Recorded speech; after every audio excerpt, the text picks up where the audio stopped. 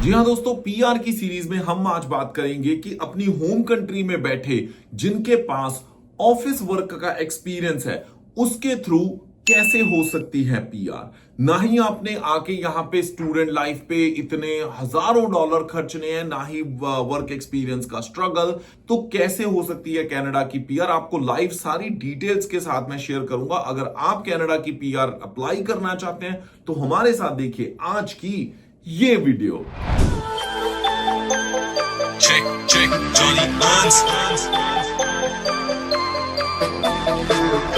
जी हाँ दोस्तों, नमस्कार, आदाब, सत श्री अकाल। मैं हूं जॉनी हंस और लेके हाजिर हूं इस वीडियो को जो हमारी कड़ी के तहत हम आपके साथ शेयर कर रहे हैं कि डिफरेंट जॉब्स के ऊपर आप कनाडा की जो पीआर है कैसे अप्लाई कर सकते हैं। और मैं लाइव एग्जांपल आज आपके साथ शशि जी का यूज करूंगा क्योंकि उनके हस्बैंड, उनके बच्चों की कनाडा की पीआर अप्रूव हो गई है।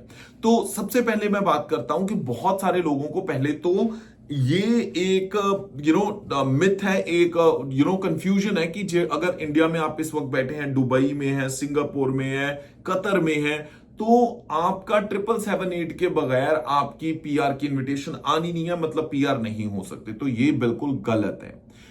कनाडा इमिग्रेशन ने टाइम टू टाइम बहुत सारे ऐसे प्रोग्राम्स रन कर किए हुए हैं, जैसे अटलांटिक में प्रोग्राम है, इसी तरह अल्बर्टा में रूरल रिन्यूअल स्ट्रीम है, कनाडा में प्रोग्राम चल रहा था rural and northern immigration program, उसमें भी पीआर के ऑप्शंस थे। और इन सारे प्रोग्राम्स में क्योंकि ये रीजनल एरियाज में चलाए जाते हैं, वो ताकि लोग आके उन इलाकों में बस सकें, रिमोट एरियाज में, रूरल एरियाज में, तो इसीलिए इनकी जो रिक्वायरमेंट है बहुत मिनिमम होती है। इनमें सेटलमेंट फंड्स कम होते हैं, आईएलटीएस की हाई रिक्वायरमेंट नहीं होती, और उसके साथ साथ अगर आपके पास उस एरिया के एम्प्लॉयर का जॉब ऑफर है जो एलिजिबल है उस प्रोग्राम के लिए, तो फिर आप अपनी होम कंट्री में बैठे बैठे भी डायरेक्ट पीआर अप्लाई कर सकते हो। और शशि के केस में ऐसा ही था।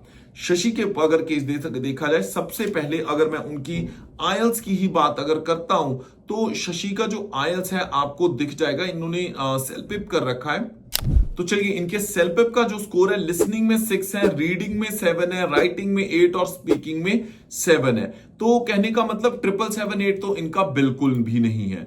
और उसके बाद अगर मैं केस की भी चीज को देखूं, इनके जो फंड्स की रिक्वायरमेंट है वो भी काफी कम थी, सेटलमेंट फंड्स की, और जॉब इनके पास ऑफिस एडमिनिस्ट्रेशन की थी। और अगर एडमिनिस्ट्रेटिव असिस्टेंट का नॉक कोड में देखूं तो टियर 3 की जॉब थी, 13110, जो नॉर्मल ऑफिस वर्क होता है।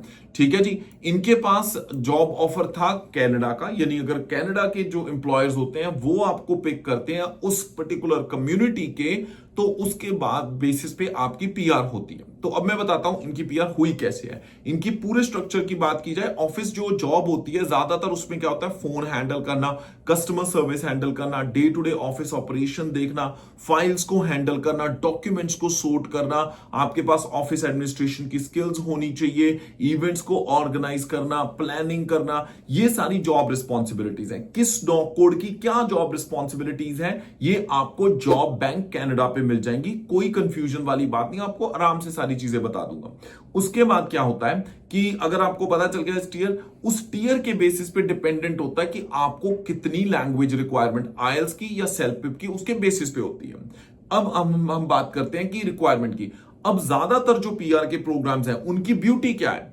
उनकी ब्यूटी ये होती है कि आपके हस्बैंड, आपके बच्चे, आपके साथ पूरी की पूरी डिपेंडेंट फैमिली जो है वो परमानेंट रेजिडेंट होती है, और इनके केस में भी ऐसा ही है।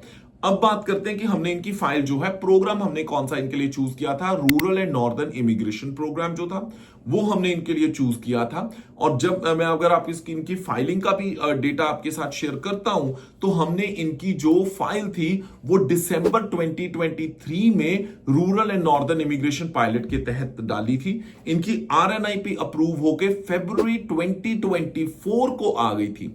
उसके बाद हमें सारे डॉक्यूमेंट्स कलेक्ट करते हुए और इनसे डॉक्यूमेंट लेते हुए थोड़ा सा टाइम लगा, तो हमने मार्च 2024 में इनकी फाइल लॉन्च की।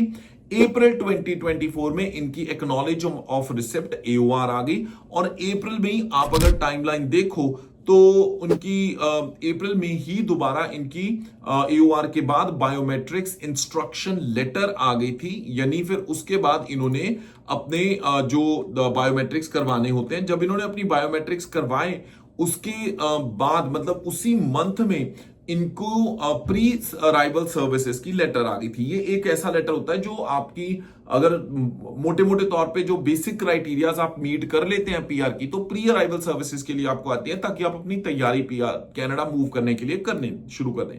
ये पासपोर्ट रिक्वेस्ट से 3 महीने पहले आ सकती है, 6 महीने पहले भी आ सकती है, जैसे इनके केस में आई।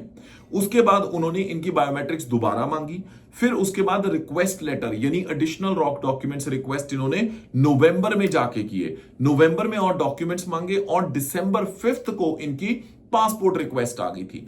फिर इन्होंने दिसंबर 5 को अपने जब पासपोर्ट रिक्वेस्ट आने के बाद कुछ ही दिन अपने पासपोर्ट को सबमिट करवाया, और देखिए 30 दिसंबर को उनके हस्बैंड का जो वीजा है वो लग के आ गया। अब जब आप पूरी फैमिली मूव करते हो कनाडा में तो आपको इमिग्रेशन वीजा मिलता है जो कि गिवन टाइम के लिए होता है। उसमें आप अब कनाडा आ जाते हो, पोर्ट पे आपके सारे डॉक्यूमेंट्स चेक होते हैं और फिर आपको लेटर इशू कर दिए जाते हैं ताकि आप अपने घर जा सको जहां पे आपने रहना है, जिस कम्युनिटी जिस शहर में रहना है, और 1-1.5 महीने बाद आपका पीआर कार्ड आता है। उसके साथ साथ क्या होता है, पोर्टल रिक्वेस्ट भी आती है ताकि सारी चीजों को वेरीफाई करने के लिए। तो ये प्रोसेस था इनका। अगर आप चाहते हो तो मैं इनकी जो COPR आई है वो भी आपके साथ शेयर कर दूं। अगर इंफॉर्मेशन चाहिए तो कभी भी चेक कर सकते हैं, ईमेल कर सकते हैं apply@checkcheckservices.com। वीडियो के डिस्क्रिप्शन में फॉर्म दिया, भर दीजिए, हमारी टीम 24 घंटे के अंदर अंदर आपको कांटेक्ट कर लेगी। इसी के साथ मैं जॉनी हंस फिलहाल लेना इजाजत। हंसते मुस्कुराते रहो जी, रब राखा। Check, check, Johnny Hans.